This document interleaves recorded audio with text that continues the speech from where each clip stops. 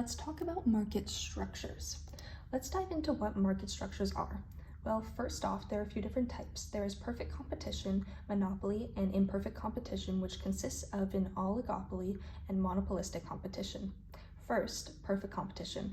There are many competitors that are selling the same product. An example of this is gas stations. There are many sellers and buyers who sell identical goods, and each is relatively small compared to the size of the market.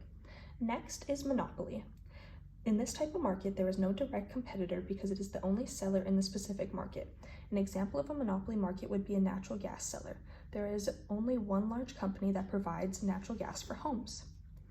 Next is an oligopoly, a market which only has a few strategic competitors. Some examples are cell phone providers.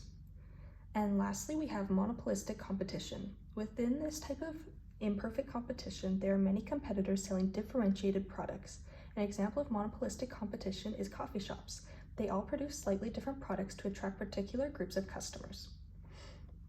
Okay, who has market power within each structure? Well, in perfect competition, the producers have little market power. They are price takers, which means that they accept prevailing prices in the market because they do not have enough influence to change the prices themselves.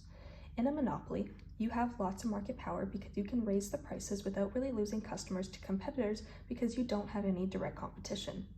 In an oligopoly, there is some market power, but not as much as a monopoly. This is because if a company raises their prices, they may lose a few customers, but probably not many, since competitors will likely also raise their prices in response.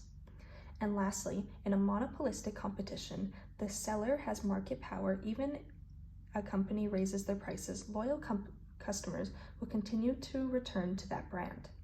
Another reason why customers could be willing to pay slightly more for your product, therefore giving you, the seller, slightly more market power, could be because if your product is more distinct, then your rival's products become less of a close substitute.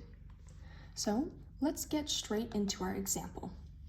When looking at the market of different streaming platforms, there are many competitors: Disney+, Netflix, Hulu, etc.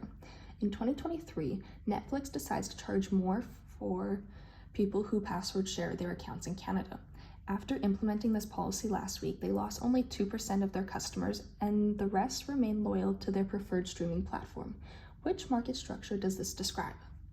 Well, let's highlight some key things. So right here, we can see that we are looking at one product, which is a streaming platform. So right there, that gets rid of monopolistic competition because we're only selling one product.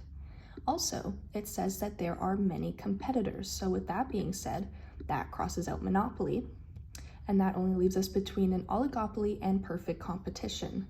Well, it also says right here that Netflix is deciding to charge more, right? And that does not apply to perfect competition because in perfect competition, they are price takers. So there is pretty much a set price, so they all pay the same price. So that only leaves us with the right answer being in oligopoly.